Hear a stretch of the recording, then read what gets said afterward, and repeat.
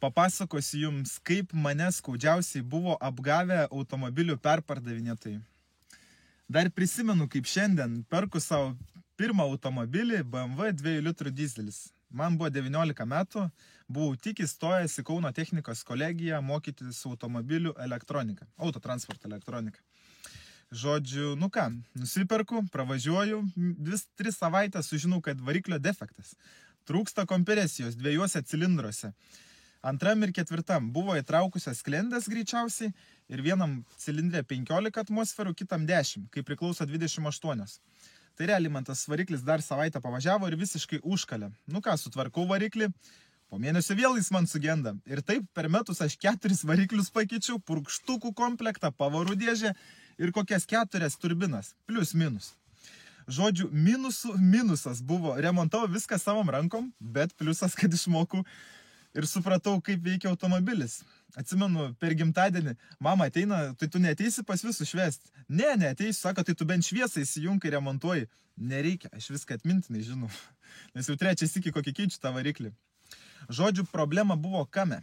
Realiai aš pravažiavau kokį 10-15 servizų ir man niekas nenustato, kodėl man sugenda vis variklis, turbina, nors turbinos restauruojamos buvo, varikliai patikrinti, dėti. Tai žodžiu, vienas servizas tik nustatė ir jie žiauriai kieti elektrikai. Jie čipuotojai yra, iš tikrųjų. Galiu reklamą dar padaryti, gal jie ir prisimins mane. Čia seni laikai. Bet čipas chip tuning, čia kur Kaune yra. Narauskas, man atrodo, jo pavardė to elektriko. Kietas žiauriai meistras sako, pas tave tą mašiną taip nučipuota, kad jinai gerai žiauriai eitų ir paslėptas būtų defektas. Kaip iš pradžių, kad būnu pirkęs su tom kompresijos trūkumu. Žodžiu, turbina pūtė nuo 3000 apsukų tiek, kiek mato MAP sensorius. Realiai ten buvo 3,2 baro. Tai čia yra maksimumas, ką mato MAP sensorius, o jinai ant 5000 iš vis, ką ten pučia, nesąmonė. Ko pasakoja, gadina variklį, turbina save gadina ir purkštukus. Ir pavarų dėžę, aišku, genda, nes jis labai gerai važiavo.